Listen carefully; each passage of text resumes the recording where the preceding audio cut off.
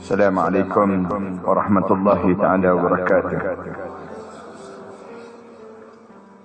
الحمد لله رب العالمين، والصلاة والسلام على أشرف الأنبياء والمرسلين وعلى آله وصحبه أجمعين.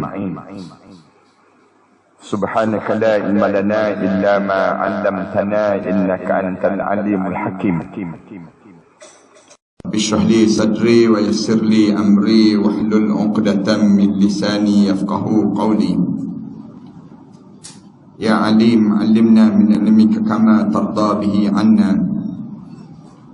يا حليم خلقنا بخلق الحلم وحققنا بحقائق العلم.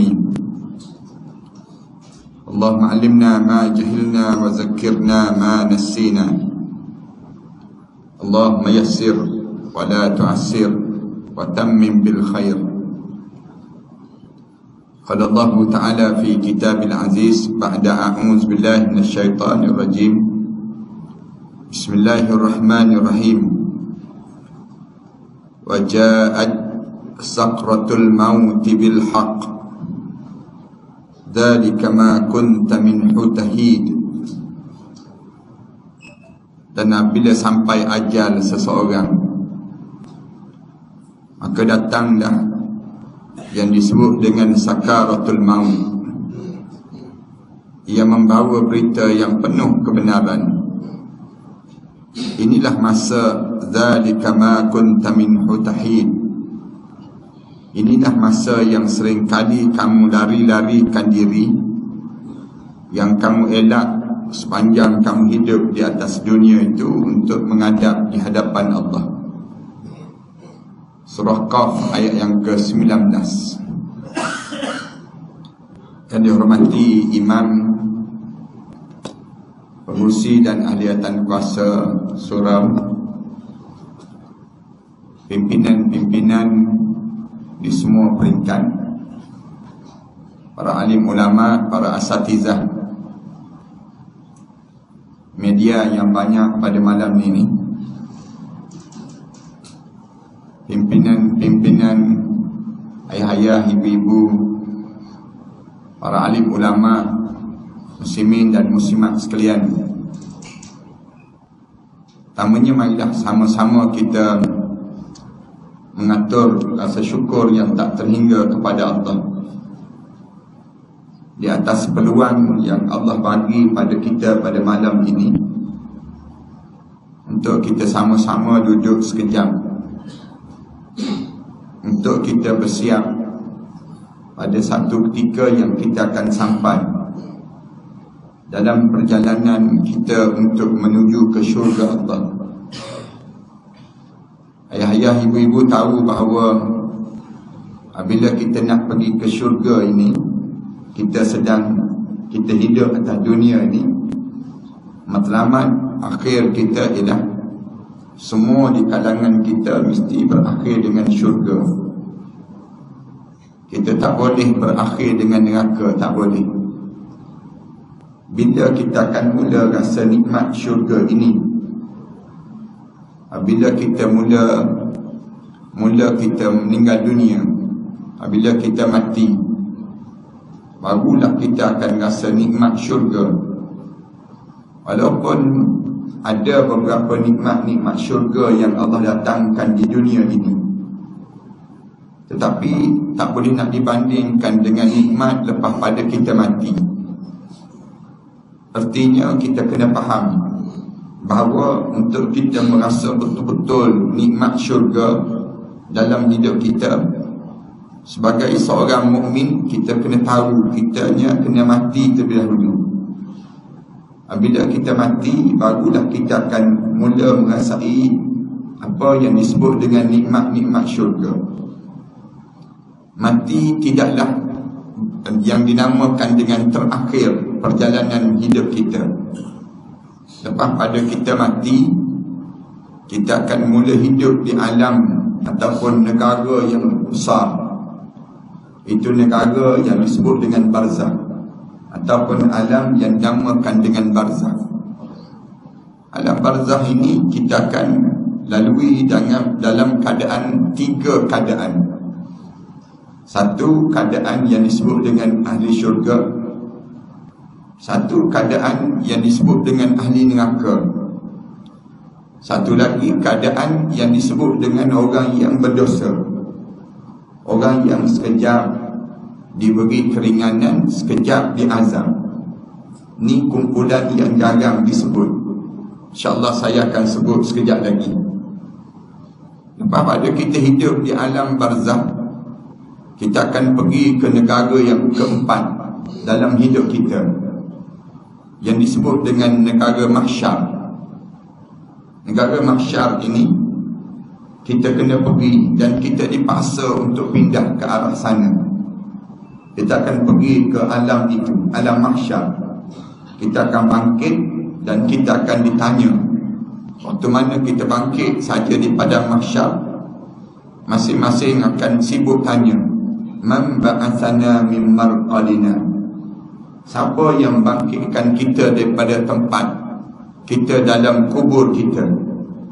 Kita akan dengar satu jawapan, hadza ma wa'ada ar-rahman wa sadaqal mursalun. Inilah yang dijanjikan oleh Allah yang bersifat Ar-Rahman. Betul lah yang disebut oleh Rasul-Rasul dahulu. Ini dipanggil negara keempat yang kita kena pergi. Kita kena dipindahkan daripada alam dunia pada alam barzakh. Lepas pada alam barzakh, kita akan dipindahkan ke negara mahsyar ataupun alam mahsyar.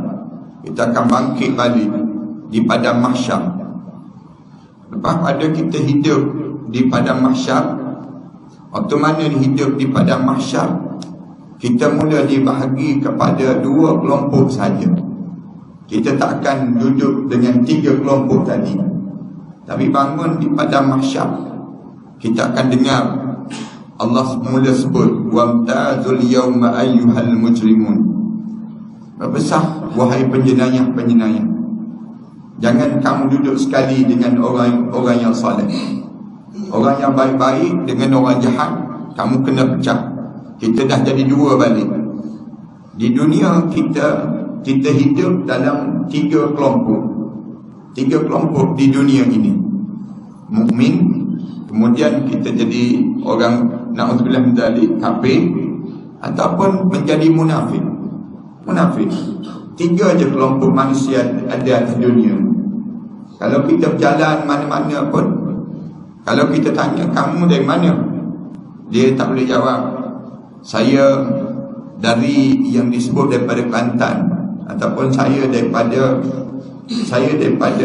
Pahang, saya daripada Terengganu. Ya, boleh jawab begitulah untuk nak jawab sementara. Tapi kalau orang tanya panjang sikit, kita kena jawab apa dia? Saya dari orang mukmin. Kita jawab demikian. Ana akhukum fid din. Saya saudara kamu dalam agama, itu Islam. Ataupun kalau kita tanya lagi atas dunia ni, kamu dari mana? Dia akan jawab, saya daripada orang kafir. Na'udzubillah min dzalik. Itu kalimah-kalimah yang ada atas dunia ni. Walaupun dia bangsa apa, keturunan mana, 2 itu akan terjadi. Ataupun satu lagi kelompok yang disebut dalam Al-Quran ialah orang munafik. Orang munafik ni orang yang talam 2 muka, yang disebut dalam Al-Quran. Tuan-tuan biasa baca surah Al-Baqarah, di awal-awal surah Al-Baqarah 5 ayat cerita tentang orang mukmin. Alif Lam Mim, zalikal kitabu la raiba fi hudan lil muttaqin, sampai ulaika ala hudan min rabbihim wa ulaika humul muflihun. Tu 5 ayat cerita orang mukmin. 2 ayat cerita orang kafir. Innal ladzina kafaru sawa'un 'alaihim a anzartahum am lam tunzirhum la yu'minun. Khatamallahu ala qulubihim wa ala sam'ihim wa ala absarihim ghishawah. Ni 2 ayat ni cerita orang kafir. Tapi 18 ayat cerita orang munafik. Wa minan nasi man yaqulu amanna billah wa bil yawmil akhir wa ma hum bimu'minin yukhadi'una Allah wal ladzina amanu wa ma yakhda'una illa anfusahum wa ma yash'urun. Ni Allah cerita tentang orang munafik. Ada di kalangan mereka ni, wa minan nas, di kalangan manusia ni, may yaqulu amanna billah. Kalau kamu sebut mari kita beriman pada Allah, mereka akan sebut wa minan nas may yaqulu amanna billahi wa bil yaumil akhir wa ma hum bimu'minin. Yang sebenarnya mereka sebut kami beriman juga, kami sama dengan kamu juga, tapi sebenarnya mereka tak beriman pada Allah. Allah sebut yukhadi'una Allah walladzina amanu wa ma yakhda'una illa anfusahum wa ma yash'urun. Mereka nak nipu Allah. Allah sebut ni orang munafik. Cerita panjang.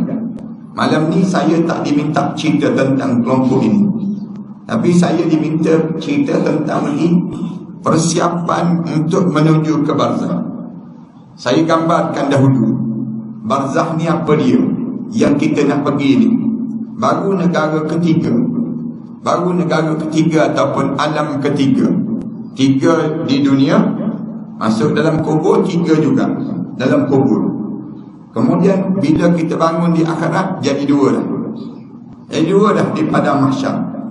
Kemudian bila pergi ke alam yang kelima ataupun negara yang kelima, yang dipaksa kita berpindah lagi, itu yang disebut dengan syurga ataupun neraka.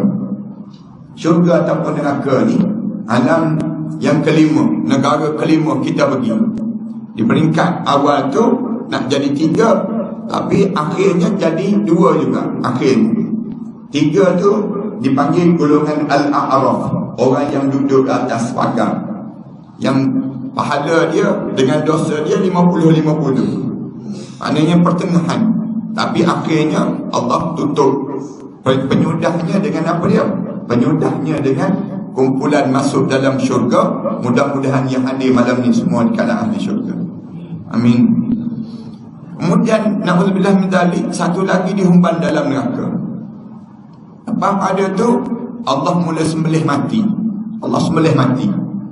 Sembelih mati itu diletakkan mati di antara syurga dan neraka. Allah tunjukkan pada penduduk-penduduk neraka. Kemudian Allah panggil semua di kalangan penduduk syurga. Allah sembelih mati. Mati itu besar sikit pada kambing, kemudian kecil sikit pada bagal, kecil sikit daripada yang disebut lembu. Begitulah lebih kurang. Bentuk dan bentuk binatang begitu disembelih. Binatang mati itu lalu bersorak-sorailah ahli syurga Allah. Kemudian mula bertompik meraunglah ahli neraka. Kemudian kekal. Yang dalam neraka kekal dalam neraka, yang dalam syurga kekal dalam syurga.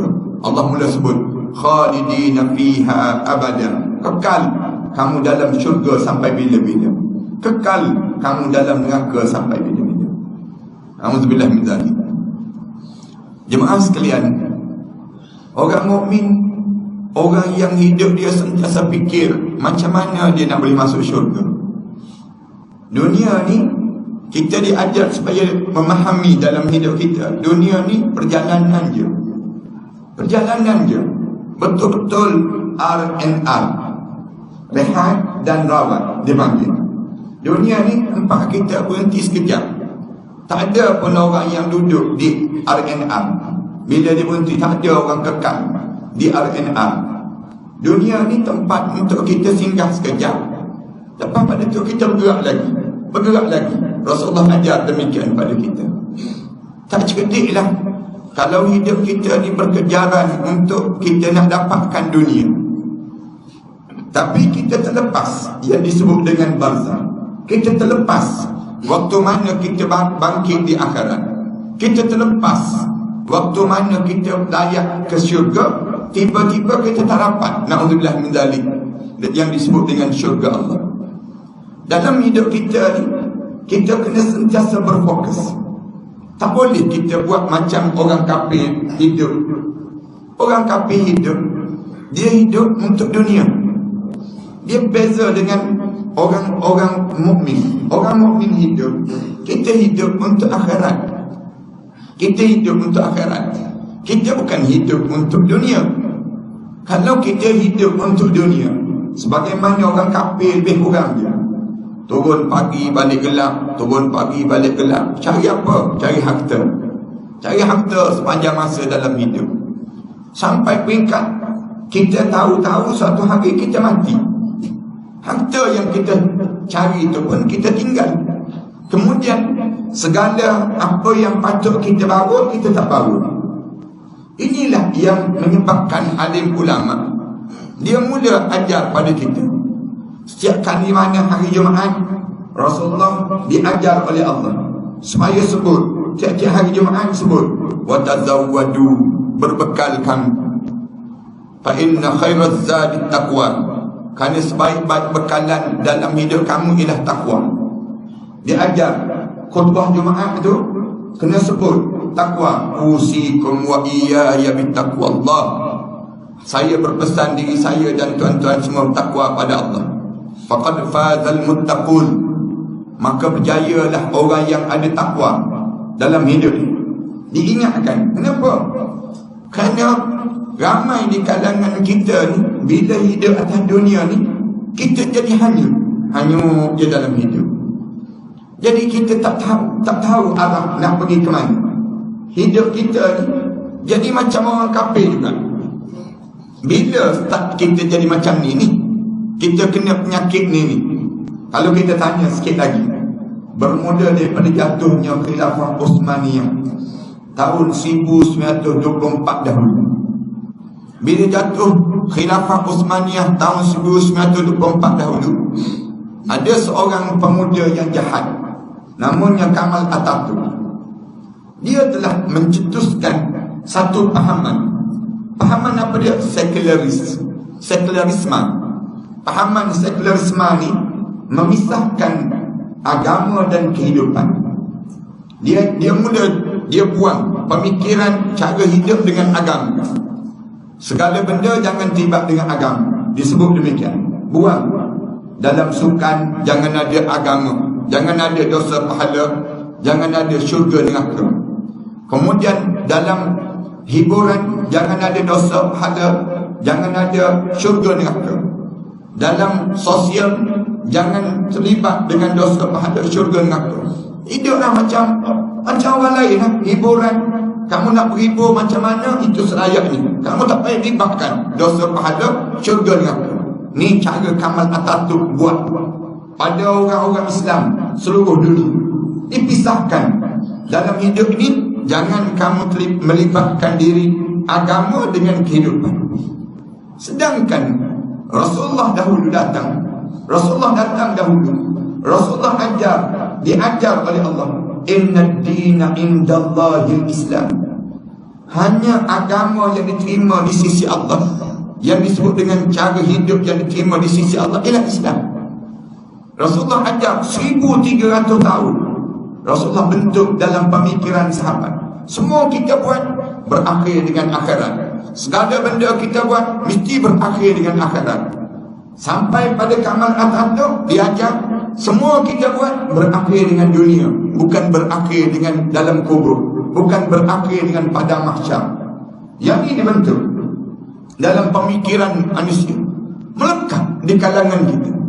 Sampai orang kita sebut, jangan campur aduk politik dengan Islam, jangan campur aduk kehidupan dengan Islam. Islam ni dalam surau je, Islam ni dalam masjid je. Keluar daripada surau, keluar daripada masjid, kamu tak terlibat dengan dosa pahala, syurga neraka, kamu tak terlibat. Pandangan ini lekat sampai hari ini 100 tahun. 100 tahun mereka berjaya membina dan meracuni pemikiran orang Islam. Akhirnya negara orang-orang Islam diperintah oleh Barat. Kita tak ada lagi rasa penting untuk jaga negara.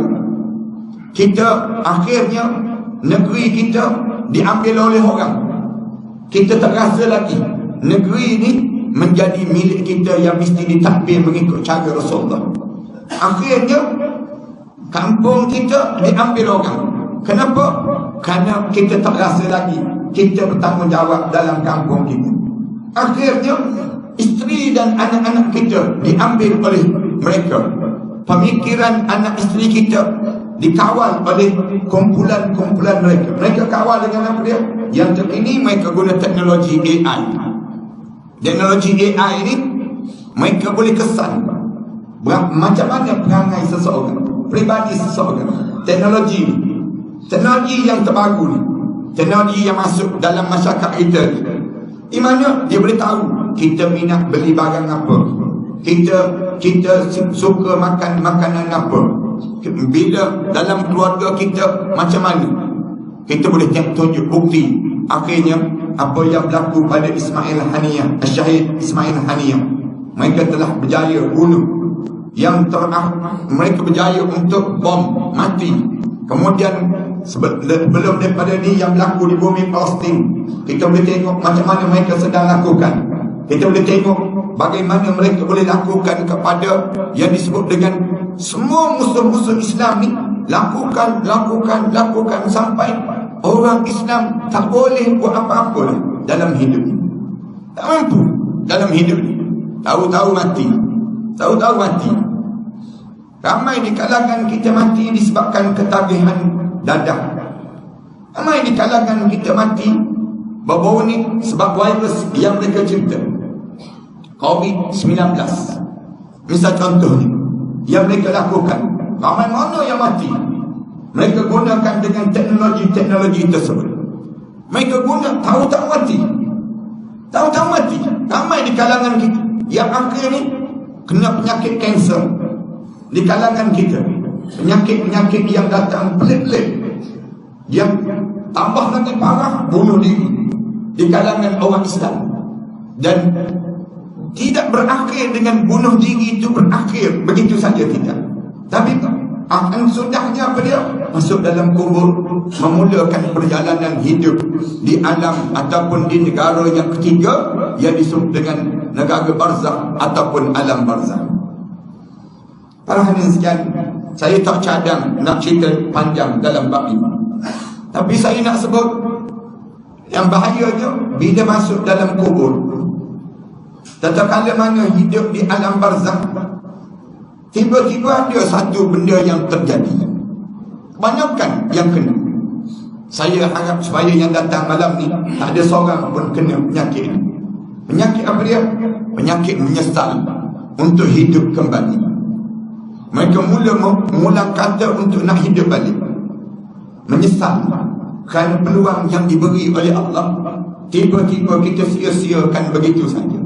Mula menyesal. Penyesalan ini berlaku. Allah cerita dalam Al-Quran. Setiap bila daripada kita menyesal, kebanyakan orang Islam ni menyesal. Bermula kali yang pertama menyesal dalam hidup ini bila tengok malaikat maut mula berdiri di hadapan muka. Waktu mana tengok malaikat maut diri depan muka kita, malaikat maut mula selak saja hijab mata kita. Di waktu tersebut malaikat maut mula istihar. Wahai anak Adam, aku cari setitik air untuk kamu telan, sudah tidak ada. Aku cari sepatah kataan yang keluar daripada mulut kamu, sudah tidak ada. Aku cari segala-galanya sudah berakhir dalam hidup kamu. Wahai roh, sila keluar daripada jasad ini. Bila semua keluar saja daripada jasad ini, kebanyakan mulut-mulut orang Islam ni disebut, ni bukan orang kafir sebut ni. Saya nak sebut kebanyakan orang yang baru meninggal dunia tu, dia baru je sebut kalimah ni. Kalimah apa dia? Laula akhartani ila ajalin qarib fa asaddaqa wa akun minas salihin.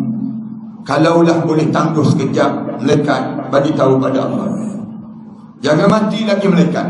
Saya tak bersedia untuk mati. Mereka sebut saya tak nak mati lagi malaikat. Nak buat apa dia?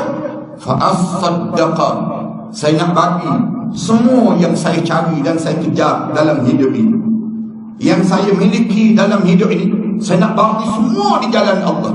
Wa akun minas salihin, sekarang juga saya nak jadi hamba Allah yang saleh.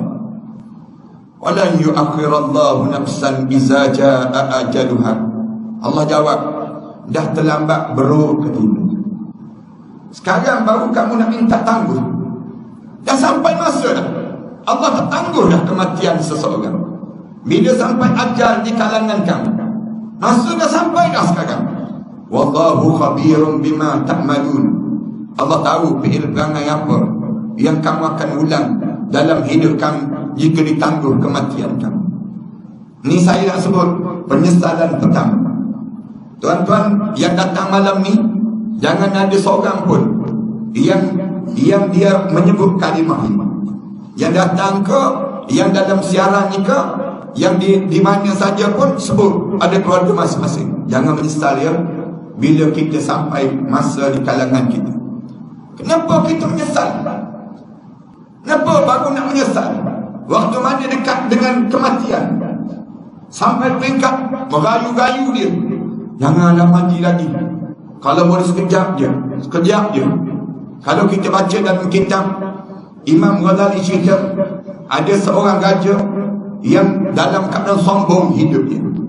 Ni Imam Ghazali cerita, raja yang sombong. Dia sebut pada pembesar, dia sebut pada pembesar dia nak melawat rakyat dia. Dia nak melawat rakyat dia. Katanya Imam Ghazali ceritanya, bila begitu pembesar disiapkan kelengkapan untuk dia nak melawat rakyat dia. Lalu di waktu itu, waktu mana dia mula nak pakai pakaian, dibawa pakaian selain pakaian dia campak. Ambil dua, campak. Nak tunjuk pakaian yang paling hebat dia nak pakai untuk nak pergi ziarah rakyat dia, nak tunjuk kehebatan diri dia. Akhirnya baru dia nampak sesuai dengan dia, baru dia pakai. Kan dia raja, dia rasa hebat dalam hidup ni. Kemudian dibawa tunggangan kuda di hadapan dia. Kuda pertama ditolak, kuda kedua tolak. Lama nak boleh sesuai dengan kuda yang dinaiki untuk diri dia. Akhirnya kuda ni paling sesuai, dibawa dia dan dia naik atas kuda tersebut. Dibawa masuk dalam kawasan bandar, dan siang hari dibawa rakyat dia semua sembah dia, puja dia, tuanku, tuanku, semua dalam keadaan rasa hebat. Kemudian sampailah menjelang petang, dekat dengan asar, dia masuk satu kampung. Ada seorang tua kata Imam Ghazali, duduk sandar bawah pohon, satu pokok, bawah pokok. Bila dia lalu saja, orang tua tu panggil, tuanku, berhenti sekejap, saya nak cakap, mari dekat sikit. Dia sebut demikian. Ada tuan, terkejut, tuan, terkejut. Menteri-menteri yang mengiringi ni pun terkejut. Ada orang berani macam ni. Tuanku, bila dengar begitu, menteri dia pun sebut, tuanku, saya tangkap ya, orang tua ni pengajar, biadab. Dia sebut demikian. Tuanku kata tak, kita layan orang tua. Dia nak apa ni? Tuanku tu sebut, dia kata, kamu nak cakap dengan aku dengan beta, ataupun beta nak cakap dengan kamu? Dia sebut pada rakyat yang duduk di bawah pokok tersebut. Katanya orang tua tu, dia sebut, saya nak cakap dengan kamu, tuanku. Kamu turun. Kalau kamu tak turun, sesuatu akan terjadi. Katanya tuanku tu, dia nampak pelik sikit orang tua ni. Dia kata, disebut pada pembantu-pembantu ni, bertenang, aku layan, better layan orang tua. Dia turun. Dia sebut, kamu nak jumpa dengan saya ke? Saya nak jumpa dengan kamu. Tadi orang tua tu bangun. Dia kata, saya nak jumpa dengan tuanku. Tuanku datang dekat sikit. Dia pun datang. Dia ni layan dekat dengan dia. Bila dekat dengan dia saja, dia kata, tundukkan telinga, tundukkan kepala, saya nak sebut sesuatu. Raja tersebut kata, tak perlu tunduk. Saya raja, saya pembesar di kawasan ini, untuk apa saya tunduk? Kalau kamu tak tunduk, sesuatu yang akan terjadi. Lalu raja ni nak layan. Raja ni tunduk. Bila tunduk je kepala, lalu orang tua tu bisik, aku malaikat maut.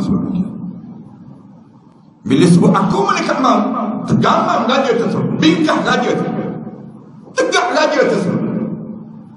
Raja disebut, laula akhartani ila ajalin qarib Kalau boleh tangguh sekejap kematian saya ini, jangan mati lagi.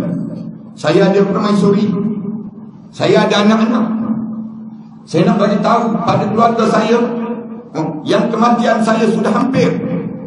Malaikat maut tersebut, wala yu'akhirallahu nafsan iza jaa ajaluha. Allah tak tangguh dah nyawa-nyawa orang. Bila sampai ajal, lalu dia hentak nyawa raja tersebut. Di saat itu terkulai raja tersebut, jatuh tersembam. Dia jatuh menjadi bagaikan kayu api yang tidak ada nilai lagi saat itu. Hilang kedudukan ini. Inilah manusia. Imam Ghazali sebut, kebanyakan manusia tatkala mana sampai saja saat dekat dengan kematian, baru dia terkejut dengan kesombongan hidup. Waktu mana hidup ni bukan main lagi sombong. Ramai di kalangan kita ni sombong. Tak kira lah dia siapa pun dalam hidup ni, dia rasa hebat dia, dia rasa dia berkuasa daripada segala sesuatu. Tapi sampai masa bila berlaku kematian di kalangan seorang, dia akan menyesal dalam hidupnya. Tak pernah sesesal ini yang dilalui dalam hidup. Ini kali pertama. Kali kedua penyesalan datang. Saya ringkaskan sebab masuk isyak. Cepat sangat isyak hari. Saya nak sebutnya, kali kedua menyesal hidup. Bila roh ditarik, disentak sampai di halqum. Waktu mana roh malaikat mula masuk, sambil masuk dia malaikat umum terus. Waja'at sakratul maut bil haqq. Dzalika ma kunta minhu tahid. Telah datang sakaratul maut yang penuh dengan kebenaran. Inilah masa yang sering kali kamu lari-larikan diri sepanjang kamu hidup di atas dunia. Di atas dunia ni lagi pada apa? Tuan-tuan ingat, dalam hidup kita ni ada dua je. Kita kerja apa, kita lari daripada apa. Saya sentiasa ulang perkara demikian. Kita kerja apa dalam hidup, kita nak apa dalam hidup. Yang beria sangat sampai kita berkelahi dengan jiran-jiran kita, sampai kita tak tegur sapa dengan adik-beradik kita. Kita nak apa dalam hidup, kita kerja apa dalam hidup. Sampai sesombong itu dalam hidup kita, tak bangun solat tahajud, tak bangun untuk sujud sembahyang subuh. Sesombong itu hidup itu. Kita kerja apa dalam hidup, kita nak apa dalam hidup. Dalam hidup kita. Yang kedua, kita lari daripada apa? Lari daripada apa? Lari daripada polis. Tak. Polis pun sedang larikan diri sekarang. Lari daripada SPRM. SPRM pun sedang larikan diri. Lari daripada apa? Lari daripada malaikat maut. Lari daripada malaikat maut dia. Rumah besar, kunci, anak bertindan-tindan kunci. Kalau kita tanya, kenapa rumah besar dah, kunci sikit-sikit sudah dah. Dia jawab, supaya malaikat maut tak masuk. Cuba tanya orang jogging yang pagi-pagi tiap-tiap hari jogging. Pagi lagi, belum subuh lagi dah jogging dah. Orang tanya dia, cuba tanya dia, abang lagi pagi-pagi, abang lagi daripada apa? Berkejaran tiap-tiap pagi. Dia jawab, lagi daripada malaikat maut. Supaya malaikat maut tak cukup je nyawa dia. Cuba tanya orang-orang yang makan ubat segenggam setiap hari. Kenapa banyak sangat ubat kamu hari ini? Kenapa, untuk apa makan ubat yang banyak begini? Dia akan jawab, agar lambat mati sikit. Supaya lambat sikit malaikat maut datang cukup nyawa kita. Inilah jawapan yang sering kali dilagu-lagukan di kalangan kita. Tapi mereka mahu kata, masa yang kamu lari itu sekarang dah sampai. Tak ada orang yang boleh melarikan daripada kematian. Qul innal mauta alladhi tafirruna minhu fa innahu mulaqikum thumma turadduna ila alimil ghaibi wasyahadah fayunabbi'ukum bima kuntum ta'malun. Sebutlah wahai Muhammad, kalau ada di kalangan umat manusia ni yang hidup dia melarikan diri daripada kematian, kabarkan pada dia, fa innahu mulaqikum, malaikat maut sedang mengejar kamu untuk mendapatkan kamu. Hari-hari malaikat maut sedang melihat wajah kamu. Bersiap ke belum? Bersiap ke belum? Summa turadduna ila alimil ghaibi wasyahadah. Lepas pada dia rentak dia nyawa kamu, kamu akan hidup di alam gaib dan juga alam penyaksian. Kamu hidup balik. Kamu boleh tengok balik siapa yang datang nak mandikan jenazah kamu. Kamu akan rasa saat mana orang usung jenazah kamu. Kamu akan bilang berapa orang yang sembahyang jenazah kamu. Kamu akan tengok bagaimana anak isteri kamu menghantar sejauh pandangan mata perjalanan kamu menuju ke alam barzakh. Kamu akan kedengaran tanah-tanah yang jatuh berderai di atas liang lahat kamu. Kamu akan dengar degup-degup tapak kaki yang terakhir meninggalkan kubur kamu, menuju untuk meninggalkan kamu. Kamu sedang menuju pada alam yang lebih kekal dalam hidup kamu yang disebut dengan alam barzakh. Yang ini gambaran dalam hidup. Summa turadduna ila alimil ghaibi wasyahadah fayunabbi'ukum bima kuntum ta'malun. Lepas pada kamu ditinggalkan jenazah kamu dalam kubur, Allah mula dekatkan balik satu demi satu setiap detik dan masa yang kamu lalui sepanjang kamu hidup di atas dunia, untuk bagaimana kamu lakukan dalam menjadi hamba kepada Allah. Allah akan tunjuk satu-satu, start daripada mula akil balik sampailah hari kematian kamu, hari yang berakhir perjalanan hidup di atas dunia ini. Fayunabbi'ukum bima kuntum ta'malun. Maknanya di waktu tersebut malaikat masuk atau malaikat mula tarik. Sayangnya bila malaikat tarik nyawa manusia ni sampai hujung kaki dia tarik, tarik itu datang balik perangai lama. Perangai apa? Khayal. Hidup dalam keadaan khayal. Hidup dalam keadaan yang tak tahu arah. Hidup rasa mati ke tak mati, mati ke tak mati. Dalam keadaan mati tak mati tu, syaitan pula datang pujuk. Relax, tak mati. Sikit je baru di hujung kaki baru syaitan sebut. Sabar, bertenang. Tak ada apa. Syaitan sebut, tak ada apa pun, baru hujung kaki baru. Kalau kamu cepat bertaubat, nescaya roh kamu akan cepat keluar dari jasad kamu. Kamu jangan taubat. Padahal kalau bertaubat di saat itu Allah terima lagi taubat. Taubat ni kalau roh kita di hujung kaki, Allah terima lagi taubat. Roh kita sampai di lutut, Allah terima lagi. Roh kita sampai di pusat, Allah terima lagi. Tapi ketegangannya manusia ni, betapa tololnya manusia. Saya sebut ni manusia yang jangan kita, tapi pastikan jangan keluarga kita, jangan masyarakat kita. Biar kita ni orang yang perasan, kita tahu keadaan apa yang sedang berlaku saat tersebut. Bila sampai di pusat, tiba-tiba mereka lepas balik roh kita. Banyakkan orang kita kena. Bila mereka lepas, roh ni turun balik. Ni perangkap kematian. Roh ni turun balik ke bawah. Bila turun, kita perasan tu roh sedang turun. Bila sedang turun roh ni, syaitan pula sebut, aku dah kata tak mati lagi. Kamu rasa sendirilah. Kamu rasa tak sekarang? Rasa tak? Ya. Tak mati lagi katanya syaitan. Syaitan pujuk ni. Kamu rasa sendiri? Tak mati ni? Tak mati, turun bawah kemaluan kita. Tiba-tiba direntak daripada bawah. Zup, ditarik. Terus sampai ke halqum. Sampai di halqum. Bila sampai di halqum, dalam dia terkejut. Allah, mati itu terkeluar daripada mulut penyesalan. Tuan-tuan jangan sebut. Sekejap lagi jangan sebut kalimah ni. Dia sebut apa dia? Qala inni tubtul an. Allah rakam mulut orang yang sebegitu. Ni orang Islam ni. Mulut dia sebut apa dia? Sekarang juga aku taubat ya Allah.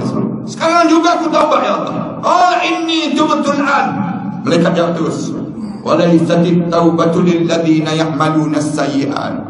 Tidak dianggap taubat Orang yang hidup dia biar dia, hidup dia buat benda yang buruk sepanjang hidup. Yang maduna sayyi'at, dia menghabiskan masa dia dalam keadaan sia-sia. Dia menghabiskan tenaga dia dengan kerja yang sia-sia. Yang maduna sayyi'at, dia menghabiskan harta dia untuk kerja yang sia-sia dalam hidup dia. Yang maduna sayyi'at hatta idza hadara ahadahumul maut, sehingga roh dia sampai di halqah, tiba-tiba mulut dia sebut, qala inni tubtul an, sekarang juga saya taubat ya Allah, sekarang juga saya taubat ya Allah. Roh ni keluar melalui mata masing-masing. Bila roh kita ni keluar daripada mata, kebanyakan mata tu memandang roh keluar. Dan Rasulullah sallallahu alaihi wasallam sebut, tutuplah mata yang terbuka di waktu mana dia melihat roh dia keluar daripada jasad. Sunat hukum dia. Orang kita bila tutup, tiba-tiba terbuka. Tutup, terbuka juga. Dia pun ambil duit 50 sen, dia letak dalam. Jadilah mata duitan dia. Ini perangai orang kita. Padahal mata tu sedang mengikut yang disebut dengan apa dia? Mengikut yang namakan dengan roh dia naik keluar tubuh dia. Bila keluar masuk dalam bekas yang warna hitam, busuk sangat. Na'udzubillah min dzalik. Bila masuk dalam bekas tersebut, naik terus. Dah keluar semua, sambil keluar tu mereka tepuk. Dia mampus dah roh ini. Hidup dalam keadaan jahat, mati pun dalam keadaan jahat. Roh ini naik, menghadap di aras, di langit yang pertama, penjaga langit yang pertama tanya, roh siapa kat ni? Roh siapa kat ni? Lalu dia roh fulan bin fulan. Jaga langit yang pertama sebut, celakalah roh ini, celakalah roh ini. Disumpah seranaknya roh tersebut. Ditutup pintu langit, diusahakan untuk tembus. Naik langit yang kedua, ketiga, keempat, kedengaran di arasy Allah sebut, tentukan dia dalam neraka sijjin. Na'udzubillah min dzalik. Bila sebut neraka sijjin tu, jatuh terus, berdiri di hujung kepala masing-masing. Nampak terus siapa yang datang, siapa yang buka muka, siapa yang cium dahi, siapa yang nampak terus. Mula sibuk tanya, nampak malaikat maut tu yang cabut nyawa dia tu berdiri lagi depan pintu. Berdiri lagi depan pintu. Malaikat maut sedang memandang pada dia. Aku tak bersalah dalam hal ini, katanya malaikat maut.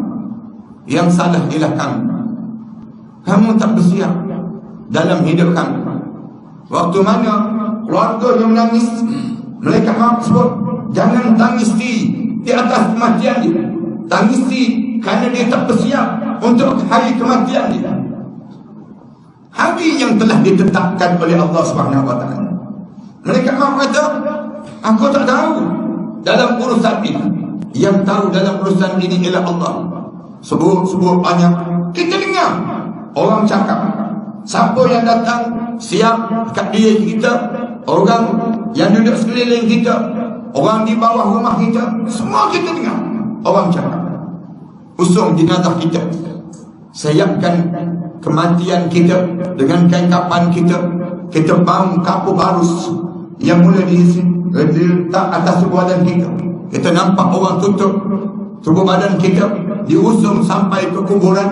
Bila sampai di kuburan, kita nampak berdiri di hujung kaki dua orang malaikat, muka dan nakir, warna hitam kebiru-biruan. Nampak tak? Sekejap je perjalanan hidup di dunia. Orang angkat je jenazah kita, turun je dalam kubur, terus rasa terus himpitan kubur. Himpitan kubur bukan azab kubur, perjalanan untuk ke barzakh. Himpitan kubur. Kemudian himpitan kubur ni kena datang dengan kuliah khusus. Dia ada dalam kitab, disebut dalam bab ad-darar, bab himpitan kubur. Tak jadi jenazah, hadap je muka ke kiblat, orang tutup yang lahat kita, bunyi tanah-tanah yang turun, tung sampai pada lutut dia. Baru sampai pada lutut, berdirilah malaikat muka dan nakir depan muka kita, mula halau salat kita, mula halau haji kita, mula halau zakat kita, puasa kita halau, Quran kita, kecuali Quran yang dibaca sebelum mana subuh. Disebut dalam hadis Rasulullah sebut demikian. Innal Quran al-fajr kana mashhuda. Dalam Al-Quran Karim pun Allah sebut, sungguhnya Al-Quran sebelum ada subuh menjadi peguam bela pada kamu dalam kubur nanti. Yang kita baca sebut, yang tu je dia tak boleh halau. Tiba-tiba waktu mana dia sedang halau tersebut, keluar kalimat tiga. Mulut penyesalan kebanyakan di kalangan manusia. Tuan-tuan jangan sebut. Dia sebut apa dia? Qala rabbi irji'un. Malaikat, tolonglah bagi tahu pada Allah, aku nak hidup balik. Aku nak hidup balik. Kenapa nak hidup balik? La'alli a'malu salihan fima tarak. Kalau aku boleh hidup balik, aku nak buat balik amalan soleh yang aku tertinggal waktu mana aku hidup sebelum daripada ini. Malaikat tengking. Kalla, jangan harap kamu boleh hidup balik. Innaha kalimatun huwa qailuha. Mulut dia sebut kata nak hidup. Wa min waraihim barzakhun ila yaumi yub'atsun. Sedangkan di belakang kamu akan melalui barzakh sampailah kamu dibangkitkan balik di hari kebangkitan nanti. Maaf sekalian, amalan apa yang tertinggal ni sampai begitu sekali. Berbunyi merau, mereka tolonglah. Amalan ni saya nak sebut sikit. Yang pertama, amalan hati. Hati kita ni, kita tak jaga sama-sama kita. Ramai di kalangan kita ni tertinggal amalan hati. Amalan hati apa dia? Buruk sangka dengan orang. Amalan hati penuh dengan dendam saat mana menghadap di hadapan Allah. Amalan hati apa dia? Dalam dada kita was-was terhadap Islam. Padahal Allah dah pesan dah, janganlah ragu-ragu dengan Islam. Inna ad-dina indallahi Islam. Hanya agama yang diterima oleh Allah ialah Islam. Tapi oleh kerana jahatnya Tamal Ataturk tahun 1924 dahulu, dia ajar hidup ni tak semua dengan agama. Hidup ni agama dalam masjid je, agama ni dalam surau je. Dalam kehidupan tak perlu dengan agama. Dia ajar demikian. Kita pun terpengaruh dengan pahaman dia. Ramai orang kita ni terpengaruh sampai peringkat orang kita ni amalan dalam hati dia campur. Islam sikit, nasionalis sikit. Islam sikit, liberalis sikit. Islam sikit, sekularis sikit. Dia campur. Padahal bila sebut Islam, udkhulu fis-silmi kaffah. Masuk Islam semua sekali. Jangan ambil separuh-separuh. Allah dia tak nak dalam hidup kita ni campur aduk, tak nak. Islam ni, bila sebut Islam, ni dia agama yang boleh menyelamatkan kamu dalam kubur nanti. Dan agama lain selain Islam tak boleh tolong kita. Sekular tak boleh tolong kita. Nasionalis tak boleh tolong kita. Liberalis tak boleh tolong kita. Komunis lagi tak boleh tolong kita. Orang kita ni, orang kafir kan, dia buat macam-macam cara. Dia nak rosakkan kita. Terakhir ni datang dengan kapal-kapal perang pula. Kita dengar cerita, datang macam-macam cara. Komunis tak cukup dengan pahaman komunis. Aku mayat komunis dia pun datang hebat lagi, nak suruh hidup, penghidup keadaan yang demikian. Pelik ini. Ada orang Islam kita pergi campur, dia Islam sikit dengan komunis sikit. Yang liberal dia boleh sebut semua agama menuju ke syurga. Sampai ada orang kita ajar, berdoalah pada Tuhan masing-masing. Doa pada Tuhan masing-masing. Maknanya Tuhan ni banyak ke? Sampai peringkat orang kita ni tak yakin dengan Islam. Tak mana tak yakin dengan Islam. Ramai mana orang kita pergi ke bank, dia tanya pada dia, Pakcik nak buka akaun Islami ke akaun konvensional? Ditanya balik pegawai bank tersebut, mana yang untung? Mana yang untung? Pegawai bank tu dah bagi tahu dah, ni cara konvensional, ni cara Islami. Pakcik nak pilih mana? Ditanya lagi mana yang untung. Orang kita kan jelas-jelas, ni Tok Guru, ni Tok Haru. Ada dua, satu Tok Guru, satu lagi Tok Haru. Dia boleh pilih Tok Haru dibandingkan dengan Tok Guru. Pening pada orang ni jelas-jelas dah belajar tafsir, belajar hadis, belajar semua, dan boleh mengajar, boleh sebut tentang hukum hakam, semua jelas. Cara hidup dia pun cara hidup Islam jelas. Yang ni haru biru hidup, pilih yang ni lagi orang. Kita tak faham lagi, tak tahu. Nak sebutnya gambaran bagaimana bingungnya hidup, tak yakin. Amalan hati, amalan hati ni ramai mana orang kita jadi berbolak-balik hati dengan Islam. Sampai Rasulullah pesan, baca doa ni jangan tinggal. Doa yang saya ulang banyak kali di mana-mana pun, orang ni di surau, orang ni pun saya sebut. Doa ni jangan berhenti baca. Doa apa dia? Ya muqallibal qulub, sabbit qulubana ala dinika wa ala ta'atika, subhanaka inna kunna minaz zalimin. Wahai Tuhan yang membalik-balikkan hati, tolonglah tetapkan hati saya ni ya Allah, ala dinika, dalam saya mentaati agama kamu, wa ala ta'atika, dengan agama kamu, dan saya sentiasa dengan mentaati perintah kamu ya Allah. Subhanaka inni kuntu minaz zalimin, maha suci kamu ya Allah, saya sentiasa buat zalim pada diri saya sendiri ya Allah. Ayah-ayah, ibu-ibu, saya nak sebut antara perkara yang paling susah di akhir zaman ini bukan susahnya cari harta, tapi perkara yang paling susah di akhir zaman ini ialah istiqamah dengan agama. Istiqamah dengan agama ni benda yang paling susah dalam dunia. Nak bertahan dengan Islam, nak bersama dengan Islam dalam keadaan yang kita diuji dengan ujian yang banyak, fitnah-fitnah yang tak berhenti-henti, serangan-serangan musuh yang terlalu kuat terhadap Islam, ejekan pada para alim ulama semakin kuat. Bukan negara luar aja tuan-tuan boleh tengok, bukan hanya di bumi Palestin je, bahkan di negara kita benda yang sama sedang terjadi. Perkara yang paling susah dalam hidup kita, istiqamah ni dengan Islam.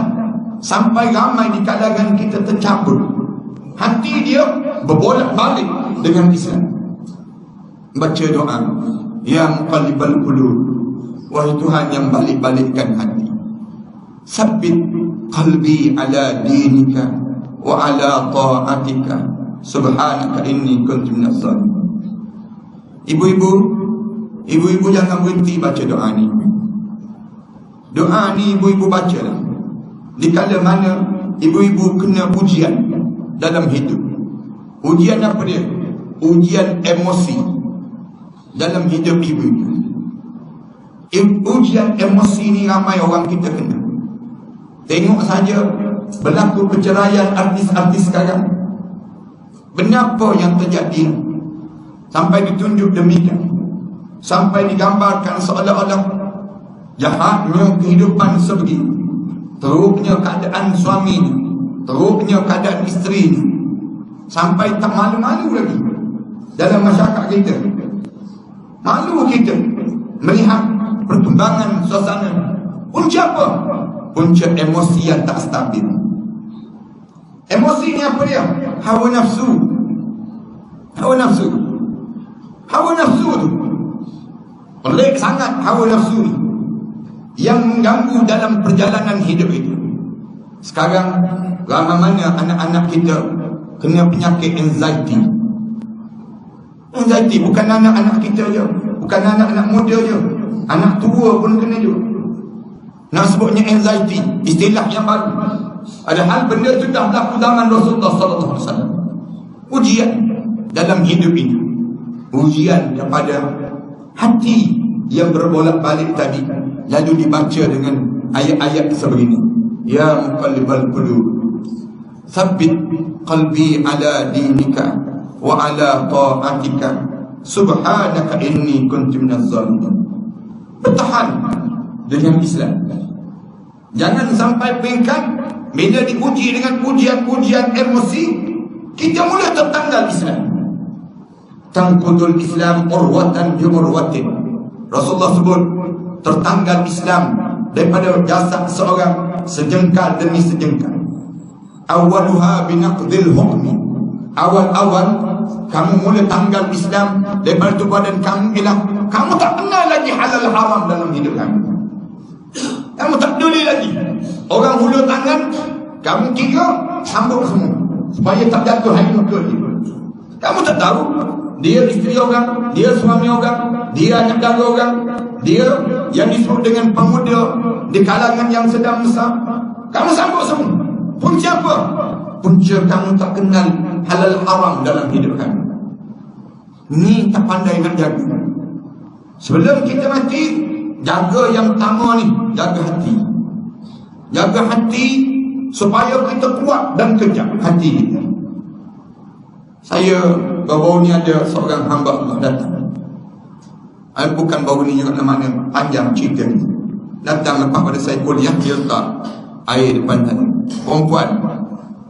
Saya tanya kenapa? Saya harap Ustaz baca doa untuk air ini. Doa ni untuk siapa, saya tanya? Doa untuk ayah saya, Ustaz. Kenapa dengan ayah? Saya tanya, kenapa dengan ayah? Ayah saya tak solat, Ustaz. Ayah saya tak solat. Berapa umur dia? Saya tanya dia, berapa umur dia? 78 tahun, Ustaz. 78 tahun tak solat? Tak, Ustaz, baru dia tak solat. Start daripada umur dia 70 tahun dia berhenti solat. Dah 8 tahun dia tak solat. Saya tanya dia, ayah datin kerja apa sebelum daripada ini? Ayah kerja apa sampai begini sekali tak solat? Saya segan nak beritahu Ustaz. Kerja apa? Dulu dia imam masjid, Ustaz. Tapi bila dia pencin jadi imam, dia pencin dengan solat-solat orang. Manusia berbalik hati. Hari ni ayah-ayah boleh datang ke surau ke masjid, besok lusa tak tentu lagi. Berbolah hati. Hari ni kita boleh elok suami isteri, tapi besok lusa dia akan ada goyangan, goncangan dalam rumah tangga. Syaitan yang tak pernah berhenti dalam merosakkan hubungan kekeluargaan mukmin. Yang menyebabkan Islam ajar jaga hati, jaga hati. Jangan dirosakkan hati ini. Bila kamu rosak hati kamu rosak je hati kamu, seluruh anggota badan kamu akan jadi rosak. Akhirnya elok-elok kamu boleh masuk syurga, kamu dihumban ke dalamnya. Kalah disebabkan kamu tak boleh nak jaga yang disebut dengan hati pada diri kita. Sampai kita mati, biar berakhir hati kita memaksa diri kita sebut La ilaha illallah Muhammadur Rasulullah. Lalu kita matilah. Di saat itu barulah kita benar-benar menjadi yang disebut dalam Al-Quran, wala tamutunna illa wa antum muslimun. Yang pertama. Yang kedua, dalam hidup kita, tolong jaga tenaga. Tenaga yang Allah bagi dalam hidup kita. Sisa-sisa umur hidup ini mesti digunakan sepenuhnya untuk mentaati perintah Allah. Tenaga dalam hidup kita, jangan disia-siakan tenaga. Tenaga ataupun sisa umur, baki umur yang ada. Janganlah kita habiskan masa kita dengan kerja yang sia-sia. Masa kita yang ada ni, ambil masa peluang untuk apa dia? Taubat pada Allah. Hari-hari taubat. Yang kedua, dalam masa yang sama pada diri kita, tingkatkan lagi ibadah kita pada Allah. Usaha dalam hidup kita. Untuk apa dia? Solat kita, lebih khusyuk daripada sebelum daripada ini. Mesti kita kena usaha. Jadikan solat kita, usaha dengan seluruh tumpuan tenaga kita, menjadikan solat yang paling berjaya. Berapa kali dalam hidup kita ini, sepanjang kita hidup ini, kita berdiri sembahyang, mengletak tu badan kita, mendengar ayat-ayat yang dibaca oleh imam. Berapa kali dalam hidup kita, sepanjang kita hidup ini, kita rukuk, menitik air mata kita, gugur, berderayan, jatuh di atas sejadah-sejadah. Waktu mana kita sedang rukuk? Berapa kali dalam hidup kita, kita sujud, kita basah tempat sujud kita, menangis teresak-esak dalam hidup kita. Berapa kali? Berapa kali tangan kita semakin lama berdoa, semakin terangkat. Semakin lama berdoa, semakin terangkat. Sehingga kan kita benar-benar mengharap kepada Allah. Berapa kali dalam hidup kita, kita banyak habiskan tenaga kita untuk dunia.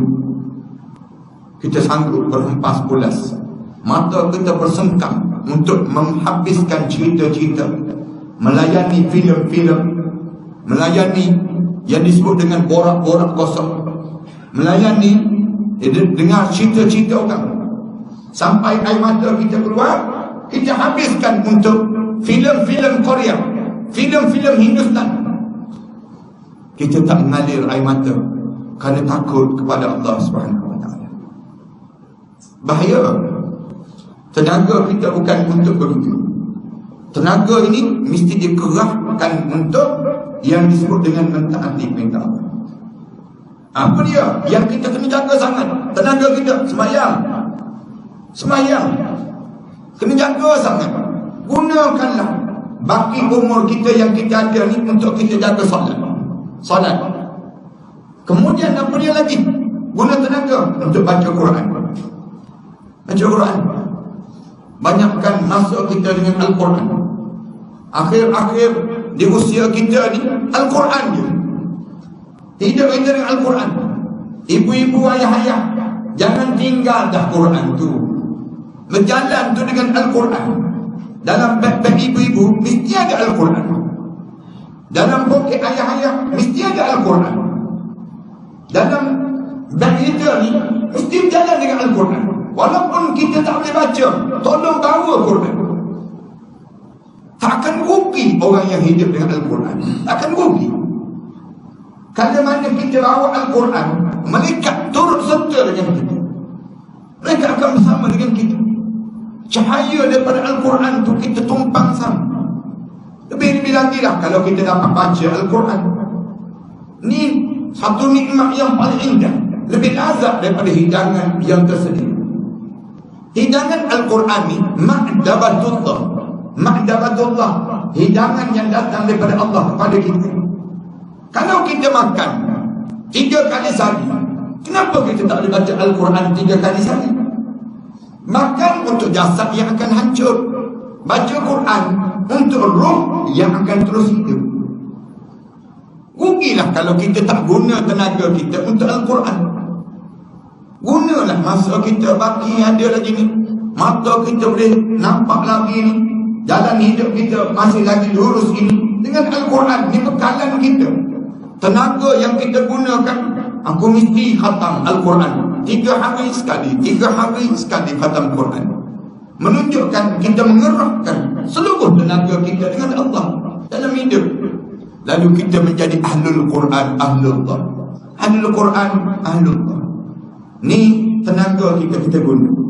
Guna untuk apa lagi dalam hidup kita? Guna untuk kita zikir dan selawat. Zikir dan selawat dalam hidup kita. Kerahkan tenaga kita. Jangan kita tidur selagi mana kita tak habis zikir kita dengan Allah. Setiap hari disiplinkan diri kita, bekalan diri kita. Orang tanya kenapa banyak zikir? Saya sedang memperkenalkan diri saya pada Allah. Cara kita nak perkenalkan diri kita pada Allah, kita kena banyak zikir. Tak perlu pun orang lain memperkenalkan kita pada Allah. Kita sendiri memperkenalkan diri kita pada Allah.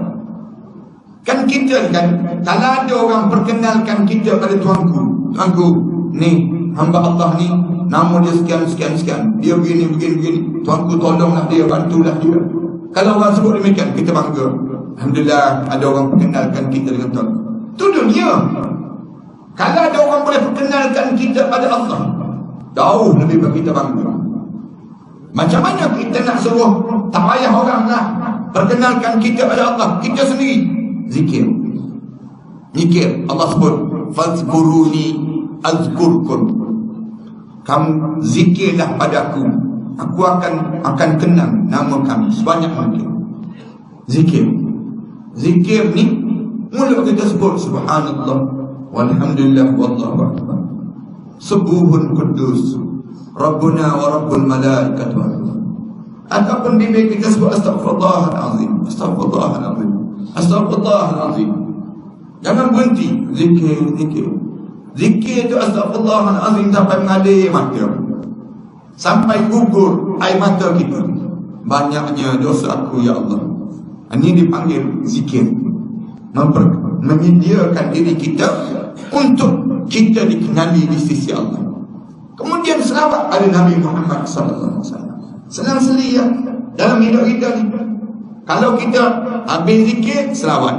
Allahumma salli ala Muhammad wa ala ali Muhammad. Allahumma salli ala Muhammad wa ala ali Muhammad. Saya baca satu kitab, dia sebut Abu Hurairah radhiyallahu anhu. Dia tak akan tidur malam dia, tak akan pejam mata dia selagi mana dia tak habiskan selawat dia pada Rasulullah sebanyak 70,000 kali sehari. 70,000 kali sehari.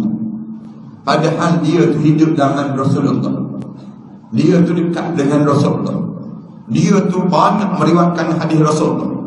Dia sebut, kalaulah tidak ada Abdullah bin Umar, nescaya akulah yang paling banyak meriwayatkan hadis Rasulullah. Tapi dia sendiri tu tak habis, tiap-tiap hari tu mesti selawat pada Rasulullah sebanyak 70,000 kali. Saya nak minta ayah-ayah, ibu-ibu, tak payah 70,000 lah. Ibu-ibu selawat sebanyak 1,000 kali sehari. 1,000 kali sehari je dalam hidup itu. Saya rasa tak sampai 1,000, sampai 70 kali pun dengkul. Kita jauh punya demikian dalam hidup itu.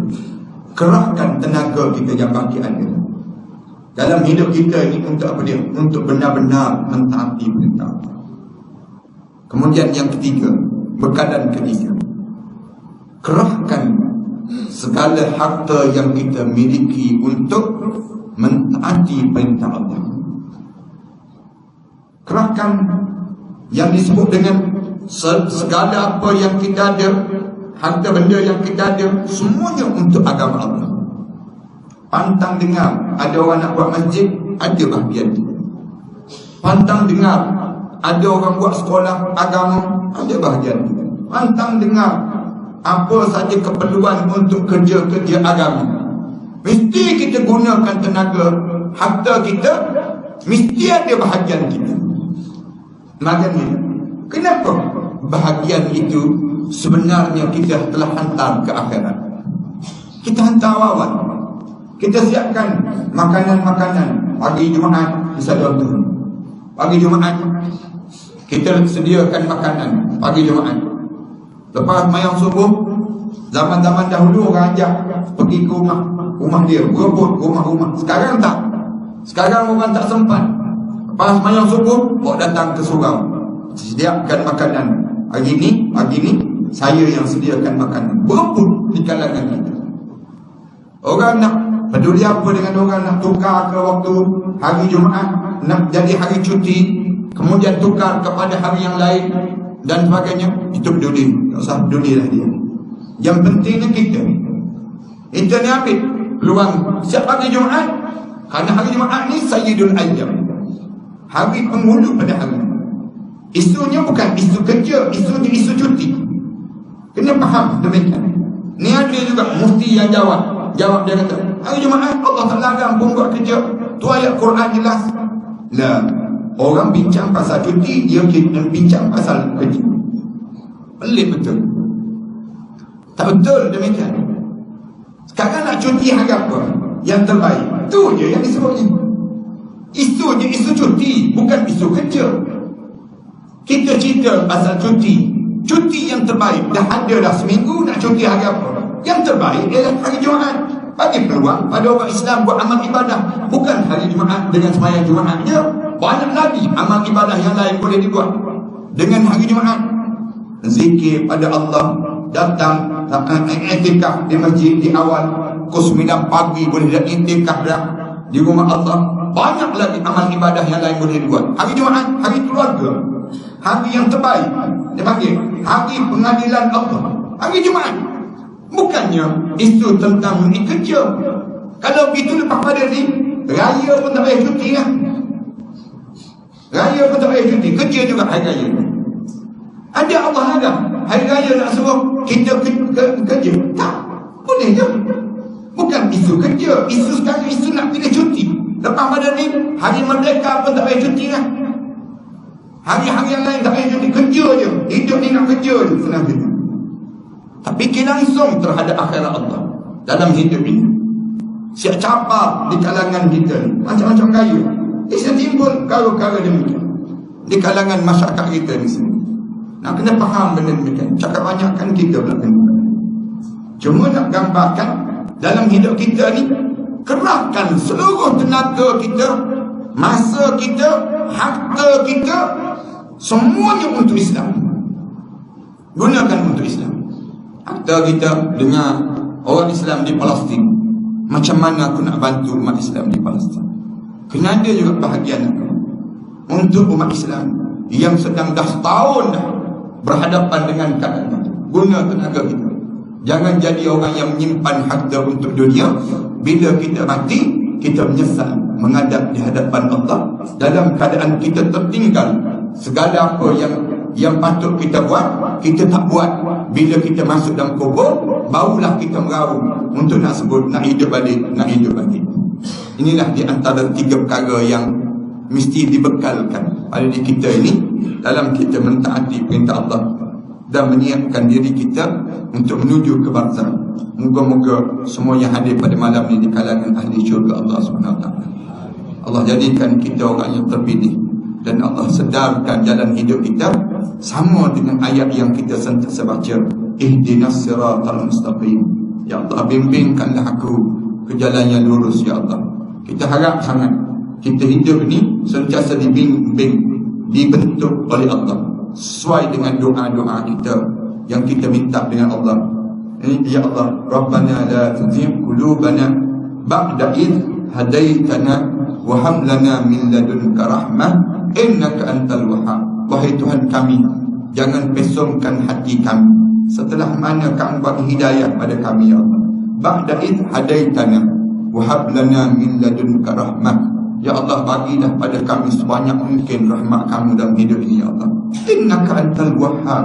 Kamulah yang sebaik-baiknya pemberinya ya Allah. Ini doa-doa yang kita baca dalam diri kita di sini. Aku qouli hadza wa astaghfirullah li wa lakum. Wassalamualaikum warahmatullahi taala wabarakatuh. A'udzubillahi minasyaitonir rajim. Bismillahirrahmanirrahim. Alhamdulillahirabbil alamin. Wassalatu wassalamu ala asyrafil anbiya'i wal mursalin wa ala alihi wa sahbihi ajma'in. Allahumma shrah lana sudurana wa hassin akhlaqana wa yassir lana umurana. Allahumma inna na'udzu bika min ilmin la yanfa' wa min qalbin la yakhsha wa min nafsin la tashba wa min du'a'in la yusma. Rabbana 'alaika tawakkalna wa ilayka anabna wa ilaikal masir. Rabbana ij'alna muqimas salat wa min dhurriyyatina rabbana wa taqabbal du'a. Rabbana hab lana min azwajina wa dhurriyyatina qurrata a'yun waj'alna lil muttaqina imama. Rabbana atina fid dunya hasanah wa fil akhirati hasanah wa qina adzaban nar. Sallallahu ala Muhammad wa ala alihi wa sahbihi wa sallam. Alhamdulillahirabbil alamin.